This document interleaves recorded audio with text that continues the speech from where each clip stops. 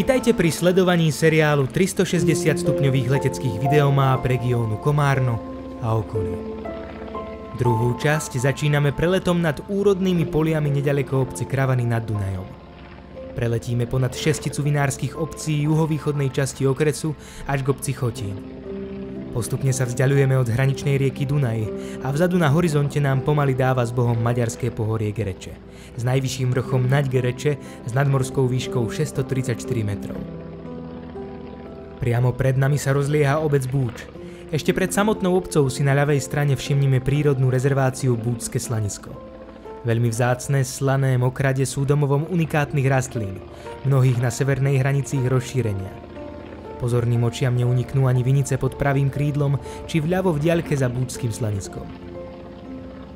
Obec Búč s prevážne maďarskými obyvateľmi bola prvýkrát písomne doložená v roku 1208. Obec dobia dva kostoly. Naľavo, tesne pred Búčským rybníkom, zbadáme väžu kostola svätého Pátra Pia.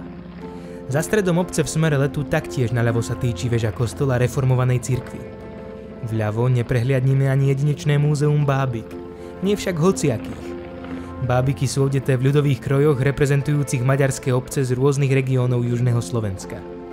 Bábiky predstavujú členov rodiny od bábätka cez mladý pár až po starých rodičov.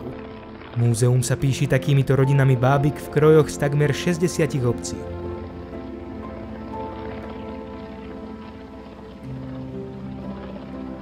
Priamo pod nami leží Vojnický rybník.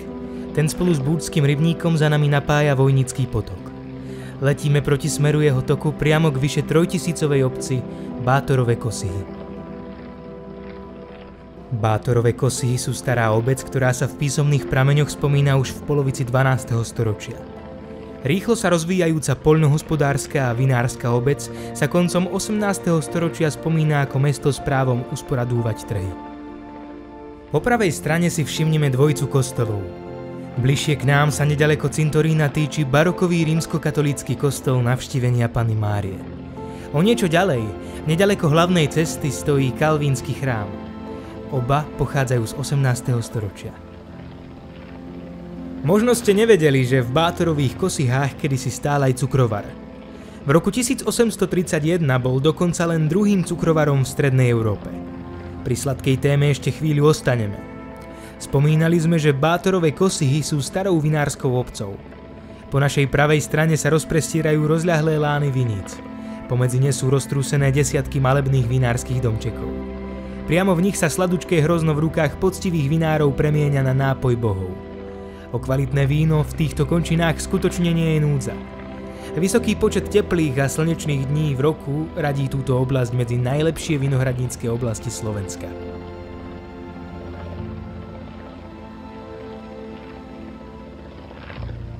V príbehu tunajších vín pokračujeme ďalej. Letíme k Modranom, ďalšej známej vinárskej obci. Vinohrady sa rozliehajú aj priamo pod nami. Pohľadom dopredu vpravo sa nám otvára aj tunajšia vinárska osada. Vinohradnícky hon vidíme aj pred samotnou obcou pod ľavým krídlom.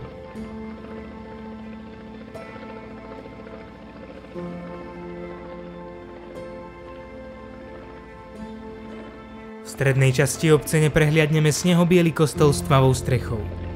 Kalvínsky kostol vznikol ako artikulárna modlitebňa.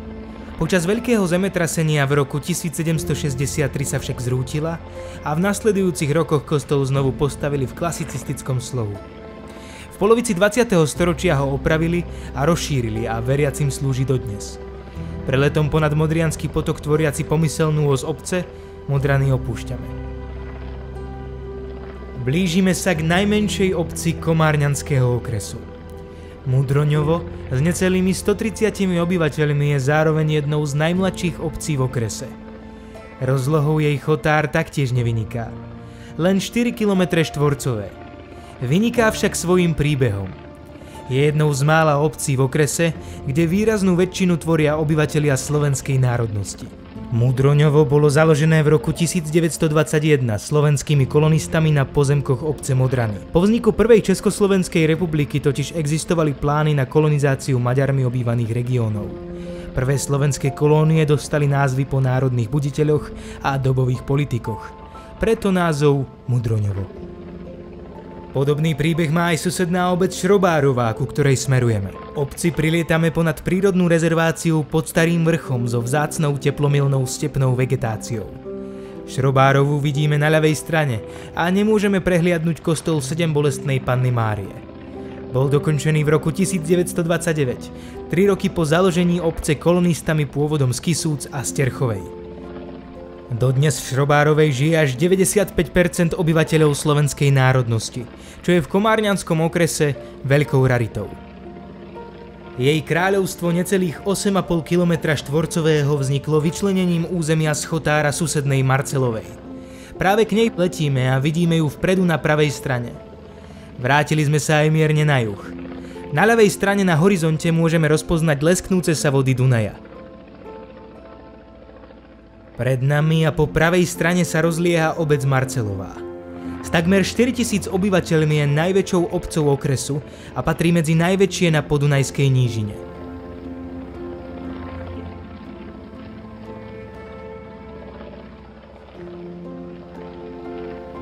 Pod ľavým krídlom sa nachádza prírodná rezervácia Pohrebište. Pôvodné močaristé územie, veľmi vzácny biotop močiarnej vegetácie a raj pre vodné vtáctvo. Hniezdi tu vyše 70 druhov. Súčasná obec vznikla spojením pôvodných obcí Marcelová a Krátke Kesy. Významnou pamiatkou obce je klasicistický reformovaný kostol, ktorého väža vytrča pod pravým kolesom. Pohľadom pod ľavé koleso uvidíme druhý sakrálny klenot. Barokový kostol svätého Jána Krstiteľa, stojaci v časti Krátke Kesy. Pýchou Marcelovej je aj nádherný historický park. Vidíme ho vpredu na pravej strane. Marcelovský park založili v prvej polovici 19. storočia. Spomedzi starých a mohutných stromov najviac vynikajú dva. Najstarším je vyše 250-ročné gínko dvojlaločné a najväčším je topoľ deltový s obvodom kmeňa úctyhodných 540 cm. Po našej pravej strane sa rozlieha aj unikátna prírodná rezervácia Marcelovské piesky. Výskyt pieskových dún je na Slovensku veľmi zriedkavý. Predovšetkým na záhorí a v menšej miere aj v okolí Dunaja. Dunajšie duny sú vysoké 2 až 3 metre a vyskytujú sa tu veľmi vzácne druhy teplo a suchomilných rastlín a živočíchov. Letíme približne 11 km severovýchodne od Komárna a 12 km južne od Hurbanova. Priamo pred nami vidíme obec Chotín. O Chotíne sa písomné pramene prvýkrát zmieňujú v roku 1075 a v súčasnosti je domovom pre približne 1360 obyvateľov. Pod pravým krídlom určite neprehliadneme najvzácnejšiu pamiatku obce – kalvínsky tolerančný kostol z roku 1792. Tak ako sa Bocian nachádza v erbe obce, nachádza sa i v názve miestnej reštaurácie. Vidíme ju na pravej strane obklopenú podmanivým rybníkom. Čarda u Bociana je v širokom okolí preslávená najmä rybými špecialitami či kačacími a husacími hodmi. Už chýba len vínko z miestnej pivničky.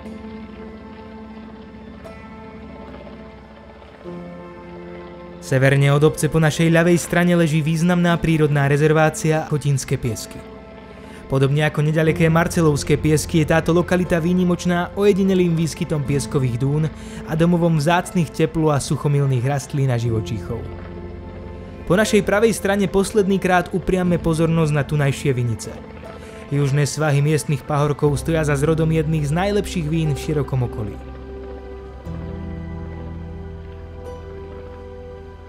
Preletom okolo Chotína a pomyselným pohárom lahodného chotinského vína túto epizódu končíme.